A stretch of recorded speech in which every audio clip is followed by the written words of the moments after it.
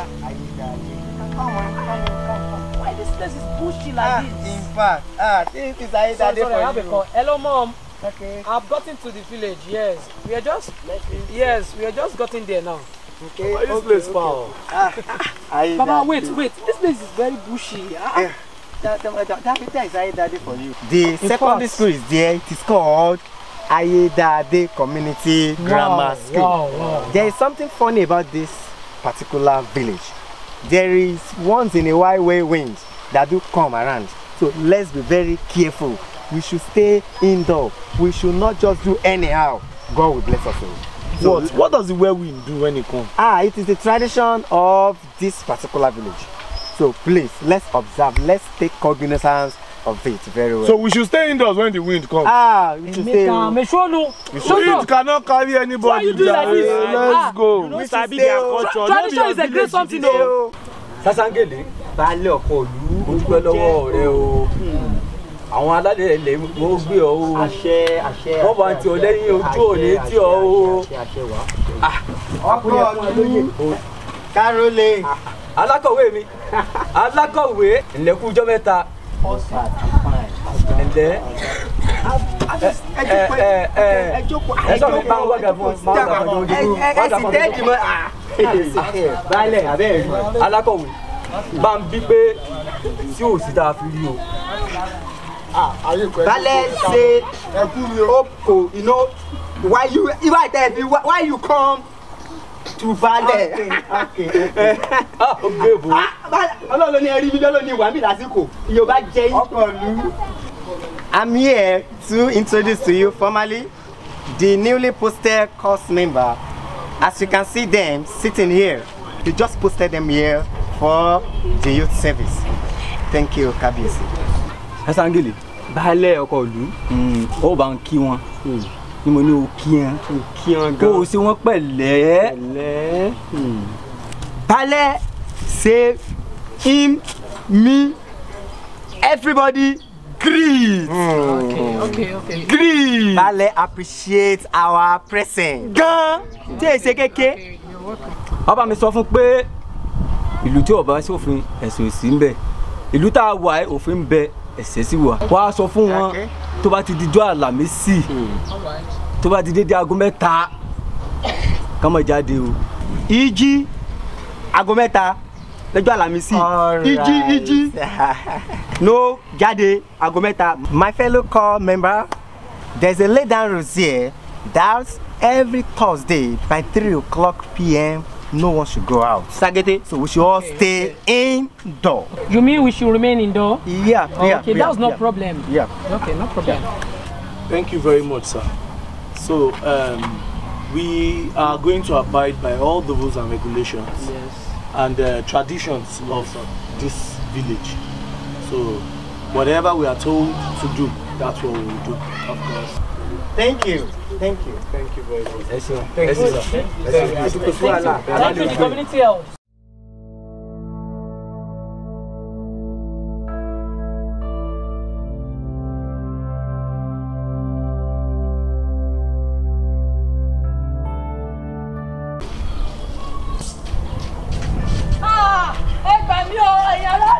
Ìdí tí bá mọ̀ mí lọ. Kẹ̀mí máa bá mi o. Ìjọba lọ́rọ̀ Kábíyèsí. Ìdí o. Emeka, wait o. E be like say this thing na real o. That woman dey talk say wind don carry her pikin. Now for you, why you go dey listen to all this kind of motor? Why you dey laugh? You sabi say people get different culture. We no sabi their culture for this village. This thing fit be real o. Wait. So inside your mind now, you believe say wind fit carry person? We no sabi their culture. Okay, If it be Joe. real, I dey tell you, Emeka o. I dey tell you o. Play game. Which kind nonsense talk be This that thing one? fit be real. No dey joke with people Oh culture. God, leave that one. Wait.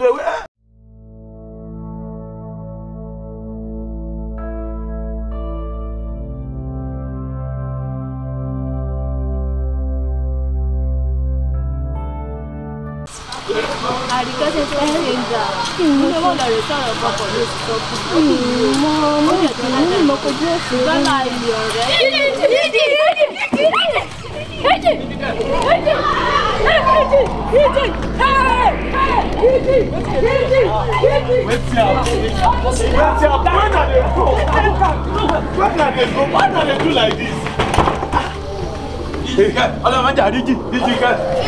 Now what for now for this community?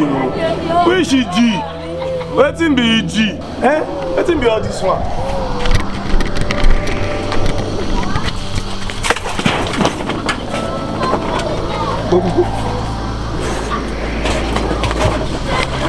Why not they do like illiterate? You say they do like village people. Then they shout the G and say they wrong. Which kind of thing be that one? What wish G? Nothing do. Nothing do.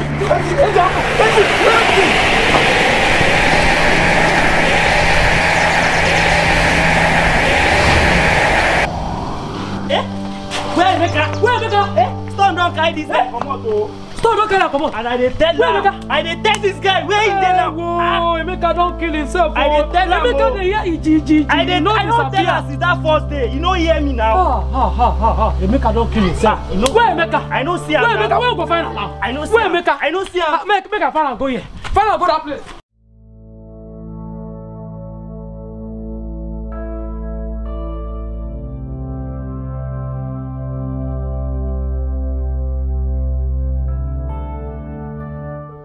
àwọn ẹ̀ṣọ́ mi lórí.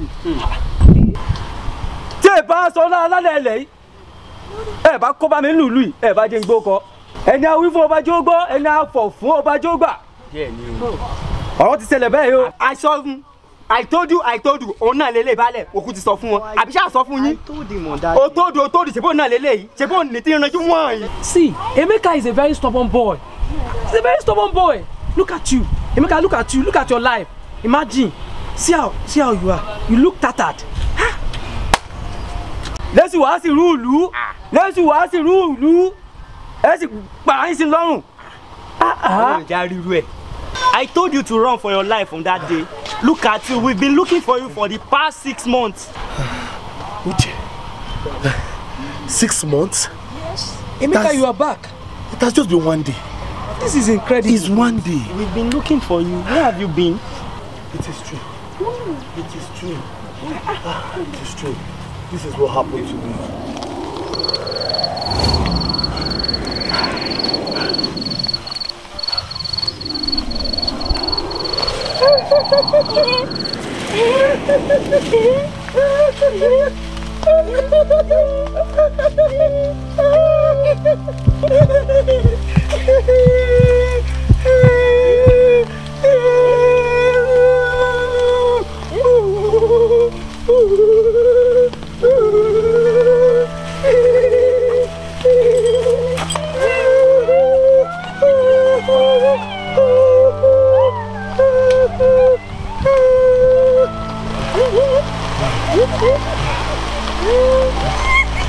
I beg now.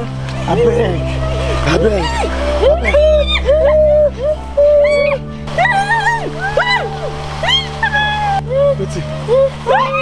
Now waiting, I won't be this. I go give you now. Wait. I go give you now.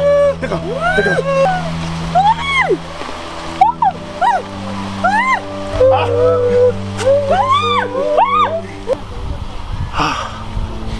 Respect traditions.